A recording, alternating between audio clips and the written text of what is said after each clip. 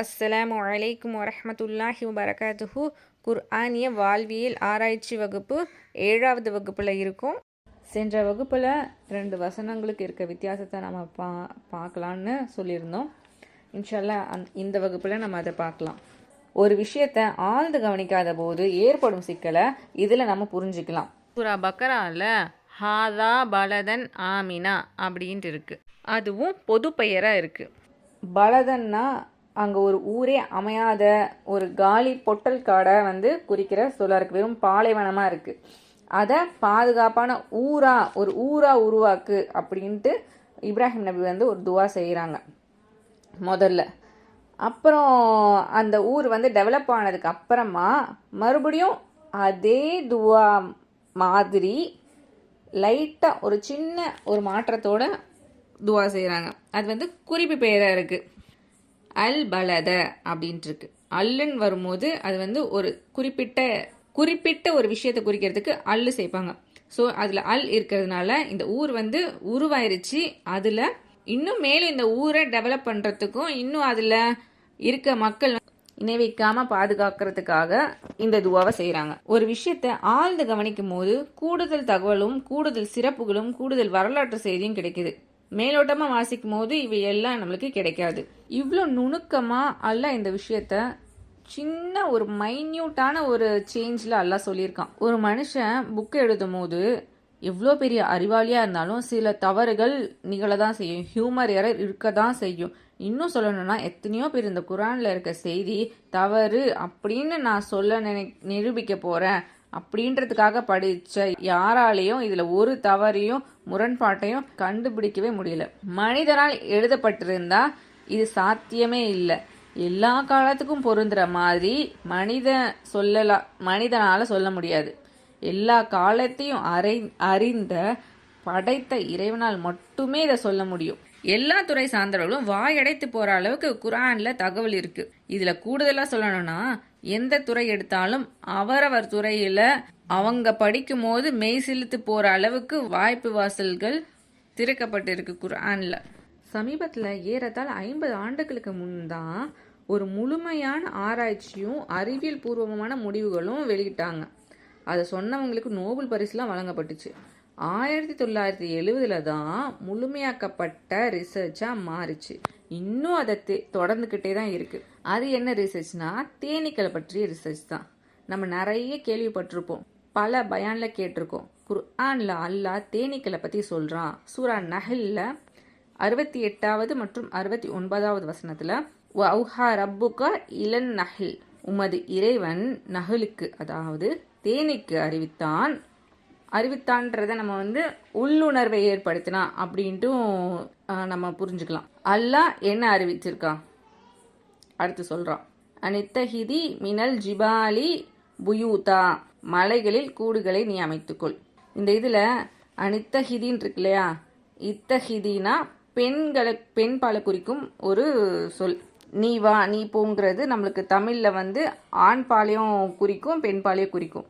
ஆனால் அரபியில் நீ வாங்கிறதே பெண் பாலுக்கு ஒரு வார்த்தையாகவும் இருக்கும், ஆண் பாலுக்கு ஒரு வார்த்தையாக இருக்கும். அதே மாதிரி இந்த இடத்துல அனித்தஹிதின்னு இருக்குல்ல, இத்தஹிதி பெண் பாலை குறிக்கும் ஒரு சொல். ஆண் பாலுக்கு இத்தஹித் அப்படின்ட்டு இருக்கும். இந்த இடத்துல பெண் பால் அல்லாஹ் யூஸ் பண்ணியிருக்கான். அப்போது இந்த உள்ளுணர்வை அல்லாஹ் பெண் தேனிகளுக்கு மட்டும்தான் ஏற்படுத்தியிருக்கான் அப்படிங்கிறது தெரியுது. பெண்ணுக்கு ஸ்பெசிஃபிக்காக சொல்கிறான்னா ஆணுக்கு சொல்லப்படலை. குர்ஆனில் ஆணுக்கு சொல்லும்போது பல இடங்களில் பெண்ணுக்கும் அது பொருந்தும். ஆனால் பெண் பாலில் சொன்னால் வெறும் பெண்ணை மட்டும்தான் குறிக்கும், ஆண் பாலை குறிக்காது. உதாரணமாக குர்ஆனில் அக்கீமு ஸலாத், தொழுகையை நிலைநாட்டுங்கள், இது ஆண் பாலில் தான் இருக்குது. ஆனால் பெண்களையும் உள்ளடக்கும். எல்லா விஷயத்தையும் இது ஆணுக்கு இது பெண்ணுக்கு தனித்தனியாக சொல்லும்போது 2 குர்ஆன் ஆகிடும். குர்ஆனில் இருக்க எல்லாமே ஆணுக்கும் பெண்ணுக்கும் உரியது தானே, அந்த மாதிரி பொதுவாக இருக்குது. ஆனால் பெண் பாலில் சொன்னால் அது பெண்களுக்கு குறிப்பாக பெண் பாலை மட்டுமே குறிக்கும். இப்போ நீ கூடு கட்டு அப்படின்னு அல்லாஹ் யாரை பார்த்து சொல்கிறான்? பெண் தேனியை பார்த்து தான் சொல்கிறான். நீ போய் கூடு கட்டுன்னு அல்லாஹ் பெண் தேனிக்கிட்ட சொல்கிறான்னா அப்போது ஆண் தேனிக்கு கூடு கட்டுற வேலை இல்லை. அடுத்து மினஷ் ஷஜரி, மரங்களிலும், இன்னும் வமிம்மா யாரிஷூன், மனிதர்கள் கட்டுபவற்றிலும் கட்டிக்கொள். இந்த கூடு கட்டும் வேலை யாருக்குரியதுன்னா பெண் தேனிக்கு தான். கூடு கட்டும் உள்ளுணர்வை அல்லாஹ் ஏற்படுத்தியிருக்கான். அடுத்து சும்ம குலி மின் குல்லி சமராத், பின்னர் நீ சாப்பிடு ஒவ்வொரு மரங்களில் இருந்தும் அப்படின்ட்டு. இதையும் யாரை பார்த்து சொல்கிறான்? குலி அப்படின்னா பெண்களுக்குள்ளது, குல் அப்படிங்கிறது ஆண்களுக்குரியது. இது குலி சாப்பிடு அப்படின்ட்டு பெண்பாலை சொல்கிறான். நம்ம தமிழ்லேயே பார்ப்போம்ல, போடா போடி ஒரு ஈ சேர்த்துட்டோன்னா அது பெண்பாலுக்குரியதாக இருக்கும்ல, அந்த மாதிரி இதையும் பெண் தேனிக்கு தான் அல்லாஹ் சொல்கிறான். அடுத்து ஃபசுலுக்கி சுபுல ரப்பிக்கி துலுலா, நீ உன்னோட இறைவனின் பாதையில் எளிதாக செல். இதையும் பெண் தேனிக்கு தான் அல்லாஹ் சொல்கிறான். ஃபசுலுக்கி அப்படின்னு சொல்கிறதுலேருந்து நம்ம தெரிஞ்சுக்கலாம். அந்த பாதையை பற்றி நிறைய ஆச்சரியமான தகவல்களும் விஷயங்களும் இருக்குது. அதை பி லைன் அப்படின்னு சொல்லுவாங்க. அடுத்தது அல்லாஹ் சொல்கிறான் யஹ்ருஜு மிம் புதூனிஹா, அதன் வயிறு. இதையும் அல்லாஹ் பெண் தேனிக்கு தான் சொல்கிறான். அதன் வயிறுகளிலிருந்து வெவ்வேறு நிறங்களில் பானம் வெளிப்படுகிறது. இதில் வர மொத்த செய்தியும் பெண் தேனிக்கு தான் அல்லாஹ் சொல்கிறான். அப்போது ஆண் தேனிக்கு என்னதான் வேலை? இன்றைய நவீன அறிவியல் இதற்கு பதில் சொல்லிருச்சு. ஆனால் 1400 வருஷத்துக்கு முன்னாடி முகமது நபி அவராக சொல்கிறதுக்கும் அவருக்கு வேற ஒரு மனுஷர் சொல்லித்தரத்துக்கும் வாய்ப்பே இல்லை. இப்போ வாழ்கிற நம்மளுக்கே விலங்குகளில் ஆண் எது பெண் எதுன்னு கண்டுபிடிக்கிறதுல சிரமமாக இருக்குது. ஆடு மாடு சொல்லிடலாம், ஆனால் குரங்கு கரடி பூனை நம்ம கூட பழக்கத்தில் இருந்தால் ஓரளவு கண்டுபிடிக்கலாம். புறா காக்கா பறவை நம்ம சொல்கிறதுக்கெல்லாம் வாய்ப்பே இல்லை. பறவைகள் வளர்க்குறவங்களுக்கு அது தெரியும். இன்னும் பூச்சிகள் அதை வளர்க்குறவங்க கூட அதை ஆண் பெண்ணுன்னு கண்டுபிடிக்கிறது சிரமம்தான். இந்த காலத்தில் இதை சொல்கிறதுக்கே நமக்கு கஷ்டமாக இருக்குது. இன்னும் இந்த செய்தி வந்த காலம் எப்படிப்பட்டது? தேனியில் ஆண் பெண் இருக்கான்னு தெரியாத காலத்தில் இப்படி ஒரு செய்தியை சொல்றதுக்கு எந்த மனிதராலையும் முடியாது. இப்போ இந்த காலத்துல நமக்கே ஆண் பெண் தேனியை பத்தி எவ்வளவு தகவல் தெரியும். ஆண் தேனி ராணி தேனி பெருசா இருக்கும், கொடுக்கு பெண் தேனிகளுக்கு தான் இருக்கும், வேலைக்கார தேனி தான் உணவு சேகரிக்கும், ஆண் தேனி இனப்பெருக்கத்துக்கு மட்டும்தான் செயல்படும். இன்னும் சில தகவல்கள் இருக்கு. கைக்குள்ள ஃபுல் இன்ஃபர்மேஷனை வச்சுக்கிட்டு இருக்க நமக்கே தேனியை பத்தி முழு தகவல்களும் தெரியல. ஆராய்ச்சியாளர்கள் கூட இன்னும் அதை பற்றி ஆராய்ச்சி செஞ்சுக்கிட்டே தான் இருக்காங்க. ஆராய்ச்சியாளர்கள் சொன்ன செய்தி என்னன்னா, தேனீ கூடு கட்டுறதுக்கு ஒரு விதமான வேக்ஸ் தேவைப்படுது. அதை தேனீக்களோட உடல்ல இருந்து தான் உருவாகுது. பெண் தேனீக்கு தான் உடல்ல அப்படி ஒரு செட்டப் இருக்கு. ஆண் தேனீக்கு அப்படி ஒரு விஷயமே இல்லை. ஆண் தேனியால கூடு கட்ட முடியாது. அடுத்து கூடு கட்டியாச்சு, அதை பாதுகாக்கிற வேலை அதை ஆண் தேனி பார்த்துக்குமா? அதுவும் இல்லை. அதையும் பெண் தேனிகள் தான் செய்யும். ஏன்னா பெண் தேனிக்கு தான் கூடுக்கு இருக்கு, ஆண் தேனிக்கு அது இல்லை. கூடு தான் கட்டாது, அதை பாதுகாக்கவும் செய்யாது. அட்லீஸ்ட் உணவாச்சு சேகரிக்குமா அப்படின்னு பார்த்தா அதுவும் பெண் தேனிக்கு தான். பெண் தேனிகளோட நாக்கு நீளமா இருக்கு, ஆண் தேனிகளுக்கு நாக்கு நீளமா இருக்காது. அல்லாஹ் இதை எப்படி சொல்லியிருக்கான்? நீ சாப்பிடு அப்படின்ட்டு பெண் தேனிக்கு தான் நான் சொல்லியிருக்கான். இன்னும் உணவு சேகரிக்கும் போது பூக்களில் இருக்க மகரந்தங்களை அது காலில் இருக்க ஒரு பையில் போட்டுக்கும். அது மீண்டும் கூடுக்கு திரும்பும்போது அந்த மகரந்தம் மற்ற செடிகளில் பட்டு பூக்களும் கனிகளும் பெருகும். இதை மகரந்த சேர்க்கைன்னு சொல்லுவாங்க. இன்னும் இந்த செயல் எவ்வளோ முக்கியம்னா, உலகத்தில் 90% விவசாயம் தேனீக்கள் இருந்தால், அதுவும் அது கால்களில் இருக்க பை வழியாக தான் நிகழுது. இந்த ஆண் தேனி கொண்டு வந்த உணவையாவது சாப்பிடுமா? அதுவும் இல்லை. அதை பெண் தேனி தான் ஆண் தேனிக்கு ஊட்டி விடுமா. ஆண் தேனிக்கு தானா உணவும் உள்ள தெரியாது, அதிக அளவில் உணவை உட்கொள்ளும். அப்போ ஆண் தேனி என்னதான் செய்யும் அப்படின்னா, ஆண் தேனி இனப்பெருக்கம் மட்டும்தான் செய்யும். அதனால தான் ஆண் தேனிக்கு இனப்பெருக்கிற காலம் முடிஞ்சிச்சுன்னா பெண் தேனிகள் ஆண் தேனியை உணவு ஊட்டாம விட்டுரும். வெளியே போய் உணவும் உண்ண முடியாம இறந்துரும். எந்த மனிதரால இதை சொல்ல முடியும்? இவ்வளோ நுணுக்கமா 14 நூற்றாண்டுக்கு முன்னாடி வாழ்ந்த மனிதரால சொல்லவே முடியாது. தேனீக்களுக்கு இவற்றை எல்லாம் கற்றுக் கொடுத்த ஆண் தேனி என்ன செய்ய வேண்டும், பெண் தேனி என்ன செய்ய வேண்டும், யார் கூடு கட்ட வேண்டும், யார் உணவு சேகரிக்க வேண்டும், யார் பாதுகாக்க வேண்டும் என்பதை யாரால் சொல்ல முடியும்? அதை படைத்த, அதற்கு அனைத்தையும் கற்றுக் கொடுத்த இறைவனை தவிர யாரால் இவ்வளவு தெளிவா சொல்ல முடியும்? ஆகவே இது இறைவனின் வார்த்தை தான் என்பதை உள்ளத்தில் ஆழப்படுவதற்காக இந்த தகவலை புரிந்து கொள்ள முடிகிறது. அடுத்து இன்னொரு வசனத்துல 30வது அத்தியாயத்துல 2, 3, 4, 5 பார்க்கலாம். பக்கத்து நாட்டில் ரோமாபுரி தோற்கடிக்கப்பட்டு விட்டது. அவர்கள் அத்தோல்விக்கு பிறகு சில வருடங்களில் வெற்றியடைவார்கள். இதற்கு முன்னரும் பின்னரும் அல்லாவுக்கே அதிகாரம் உரியது. அந்த காலத்துல மக்கள் பேசிக்கிட்டாங்க, ரோமர்கள் பாரசீகர்களிடம் தோற்கடிக்கப்பட்டாங்க. ரோமர்கள் அவங்களுக்கு இறைவன்கிட்ட இருந்து வேதம் வழங்கப்பட்டுச்சு அப்படின்னு அவங்க சொல்லிட்டு இருந்தாங்க. இன்னும் அவங்கள வேதக்காரர்கள் அப்படின்னு அழைச்சிட்டு இருந்தாங்க. நம்மள மாதிரி பல கடவுளை, பல சிலைகளையும் நெருப்பையும் வணங்கின பாரசீகர்கள் வெற்றி பெற்றிருக்காங்க. அதே மாதிரி முஹம்மதும் வேதம் வந்துருச்சுன்னு சொல்றாரு, அவரும் தோற்கடிக்கப்படுவாரு அப்படின்னு அந்த காலத்துல மக்கள் பேசிக்கிட்டு இருந்ததுக்கு அல்லாஹ் கொடுத்த பதில் இது. இப்போ தோத்துடுச்சு. ஆனா இன்னும் சில வருடங்களில் இந்த இடத்துல அல்லாஹ் பயன்படுத்துற வார்த்தை பில்இசீனின். இந்த வார்த்தை 10க்கும் குறைவான எண்ணிக்கையை குறிக்கிற 10க்கும் குறைவான வருடங்களில் ரோம் வெற்றி பெறுவார்கள் என்ற முன்னறிவிப்பை அல்லாஹ் சொல்றான். அதே மாதிரி ரசுல்லா உயிரோடு இருக்கும் போதே ரோம் பாரசீகத்தை வீழ்த்தி வெற்றி பெற்றுருச்சு. இந்த வசனத்துல இருந்த முன்னறிவிப்பும் நிகழ்ந்துருச்சு. இது இறைவனால மட்டும்தானே சொல்ல முடியும். இன்னும் இதுல அல்லாஹ் பயன்படுத்திய வார்த்தை பார்த்தோம்னா ஃபி அதினின் அருள், தாழ்வான பூமி. இதுல அதினிக்கு தாழ்வான, நெருக்கமான 2 அர்த்தங்களையும் பொருந்தும். அதே மாதிரி ஒரு ஊரை குறிக்கிறதுக்கு பலதுன்னு ஒரு வார்த்தை இருக்கும்போது அல்லாஹ் ஏன் இந்த இடத்துல அருள் அப்படின்ட்டு பூமியை குறிக்கிறான் அப்படின்னு நம்ம சிந்திக்கும் போது அல்லாஹ் காரணம் இல்லாம ஒரு விஷயத்த சொல்ல மாட்டான்ல. ஏன் இந்த சொற்களை பயன்படுத்தி இருக்கான்னு பார்த்தா, இந்த பூமி ஒரே மாதிரியான மட்டத்துல இல்ல. ஒவ்வொரு பகுதியும் உயர்வும் தாழ்வு, மேடு, பள்ளம் அப்படித்தான் இந்த பூமி அமைக்கப்பட்டிருக்கு. ஒவ்வொரு ஊரையும் கடல் மட்டத்தில இருந்து அளவிடுவாங்க. உதாரணமா ரயில்வே ஸ்டேஷன்ல எல்லோ கலர் போர்டுல அந்த ஊரோட பேருக்கு கீழே அந்த பிளஸ் ஆர் மைனஸ் போட்டு அந்த ஒரு நம்பர் போட்டிருப்பாங்க. அதுதான் அந்த ஊரு கடல் மட்டத்தில இருந்து எவ்வளவு உயரமா இருக்கு அப்படின்று தெரிஞ்சுக்கலாம். அந்த மாதிரி இந்த உலகத்துல இருக்க உயரமான பகுதி எதுன்னு நம்மளுக்கு தெரியும், அதுதான் எவரெஸ்ட். அப்போ தாழ்வான பகுதி, லோவஸ்ட் லேண்ட்ஸ்கேப் எதுன்னு பார்த்தோம்னா நம்மள அதிகமான பேருக்கு தெரியாது. அது டெட் சி, சாக்கடல் அப்படின்னு சொல்லுவாங்க. அதுதான் இந்த பூமியிலேயே ரொம்ப தாழ்வான பகுதியா இருக்கு. கடும் உப்பு நிறைந்த, அடர்த்தி நிறைந்த, எதையுமே கீழே இழுத்து கொள்ளாமல் மேலேயே மிதக்க வைக்கும் தன்மை கொண்டது இந்த பூமி. இந்த பகுதியில தான் இந்த போர் நடந்து வெற்றி தோல்வி தீர்மானிக்கப்பட்டுச்சு. இந்த பகுதி பூமியிலேயே மிகவும் தாழ்வான பகுதி.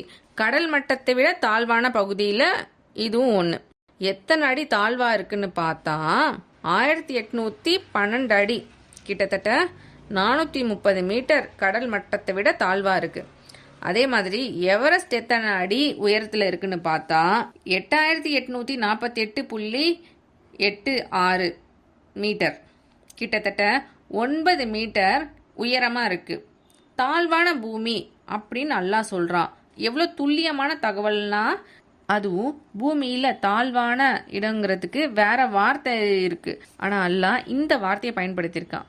இந்த அர்த்தத்துக்கு வேற, இந்த அர்த்தத்தை குறிக்கும் வேற சொல் இருக்கும்போது அந்த அர்த்தத்தையும் சொல்றதுக்கு படைத்த இறைவனை தவிர வேற யாரால முடியும்?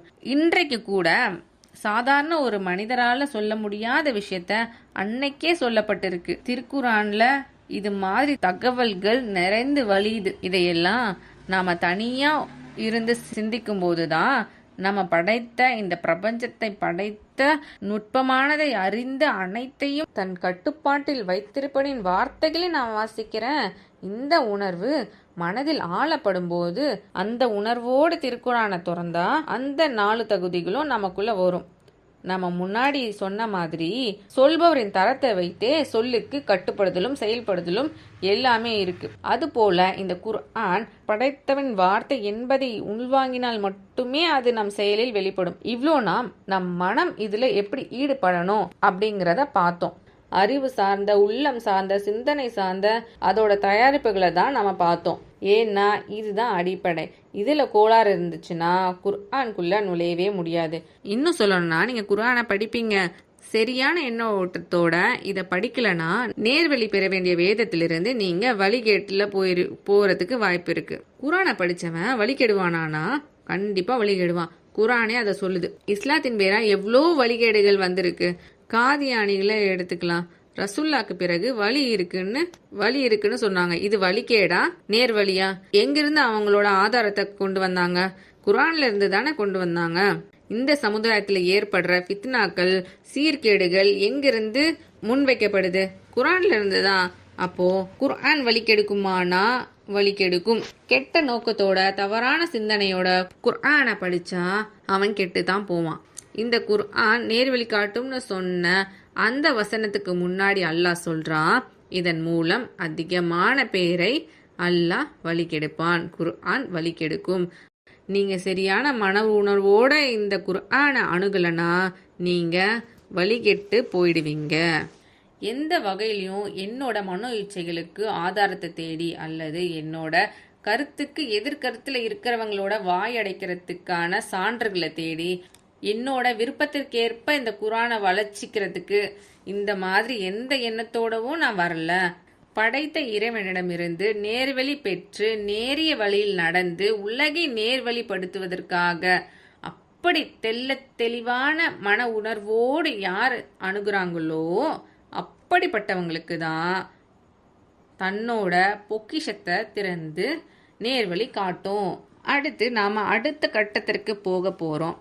மனமும் செயலும் சார்ந்த அடுத்த கட்டம். அதுவும் குர்ஆனுக்குள்ள நுழைறதுக்கு குர்ஆனே நேரடியா சொல்லக்கூடிய விஷயங்கள். இதுவரைக்கும் நாம பார்த்தது குர்ஆன்ல இருந்து அதில் சொல்லப்படும் உவமைகளிலிருந்து நாம புரிந்து கொண்ட விஷயங்கள். ஆனா குர்ஆனு சில குவாலிட்டிஸ் சொல்லுது. அது இல்லனா குர்ஆனை அணுகவே முடியாது. குர்ஆனே டைரக்டா சொல்லுது. இது மிக முக்கியமானது. அதுல மனமும் சம்பந்தப்படும், நம்ம செயலும் சம்பந்தப்படும். அந்த மாதிரி சீரமைப்புகளை செய்யாமலும் நீங்க உள்ள நுழைய முடியாது. அந்த விஷயத்த அடுத்து பார்க்கலாம். இப்போ ஒரு வாட்டி ரீகால் பண்ணிக்கலாம். இந்த வகுப்பு எதுக்குன்னா குர்ஆன் என்ன சொல்லுது அப்படிங்கிற தெரிஞ்சுக்கிறதுக்கு இல்லை, அறிவு வளர்க்கறதுக்கு இல்லை, வாழ்வியல் மாற்றத்துக்கு தான் இந்த வகுப்பு நடைபெறுது. இதுல பங்கேற்றிருக்க ஒவ்வொருவரும் அதை எதிர்பார்த்து தான் பங்கேற்றிருக்கோம். வெறும் அறிவை தேடினவங்க, அறிவாளியா வாழ்ந்த பல பேர் நரகத்துல தூக்கி எறியப்படுவாங்க அப்படின்ட்டு ரசூல்லா சொல்லியிருக்காங்க. அதனால நம்ம வெறும் அறிவை தேடல, வாழ்வியல் மாற்றத்துக்கான அறிவை தான் தேடுறோம் என்ற புரிதல் இந்த வகுப்பு குறித்து நமக்கு தேவை. வாழ்க்கையை மாத்திரன்னு தினமும் நம்ம சிந்திச்சுக்கிட்டே இருக்கணும். அடுத்து என்ன பார்த்தோம்? வாழ்க்கை மாற்றம். வெறும் இது தியரியா மட்டும் இல்லாம நிரூபிக்கப்பட்ட வாழ்க்கை மாற்றமா இருக்கு. அந்த மக்களை தலைகீழ புரட்டிய மாற்றம். யாருடைய வாழ்வை அது மாற்றும்? யாருடைய உள்ளம் இலகுவா இருக்குதோ, இறுகி போகாம இருக்கோ, அவங்களோட உள்ளத்தை தான், அவங்களோட வாழ்க்கையை தான் அது மாற்றும். இறுகி போனவர்களோட உள்ளத்தை அது மாத்தாது. உள்ள இறகி போனவங்களோட அடையாளம் என்னன்னு பார்த்தோம்னா, குர்ஆனை வாசிக்கப்படும் போது எது உழுக்குதோ, குர்ஆன் வாசிக்கப்படும் போது எது கண்கள்ல கண்ணீர் வர வைக்குதோ, எது சிலிர்க்க வைக்குதோ அதுதான் இலகுவான உள்ளம். எந்த ஒரு மாற்றமும் நிகழலனா அதுதான் இறுகி போன உள்ளம். அதை உணர்ந்து அதை சரி செய்யணும். இன்னும் இந்த குர்ஆனை நெருங்கும் போது நம்ம தாழ்ந்து பணிந்து போகணும். எந்த ஒரு முன்முடிவும் இல்லாம அணுகணும். படிக்கிறத செயல்படுத்தணும் என்ற எண்ணத்தோட அணுகணும். எல்லாத்துக்கும் முன்னாடி அந்த தடையை உடைக்கணும். ஷைத்தான் கிட்ட இருந்து அல்லாஹ்விடம் பாதுகாப்பு தேடணும். தடைகளை உடைக்கிறதுக்கு இது யாருடைய வார்த்தை அப்படிங்கிறத புரிஞ்சுக்கணும். இது அல்லாஹ்வுடைய வார்த்தைங்கிறத புரிஞ்சுக்கிட்டாலே அந்த தடையை உடைக்கிறதுக்கு முன்னேறத்துக்கு இலகுவா இருக்கும். இதுவரை நம்ம பார்த்துருக்கோம். அடுத்த கிளாஸ்ல குர்ஆன் டைரக்டா சொல்ற விஷயங்களை பார்ப்போம். அஸ்ஸலாமு அலைக்கும் வரஹ்மத்துல்லாஹி வபரகாத்துஹு.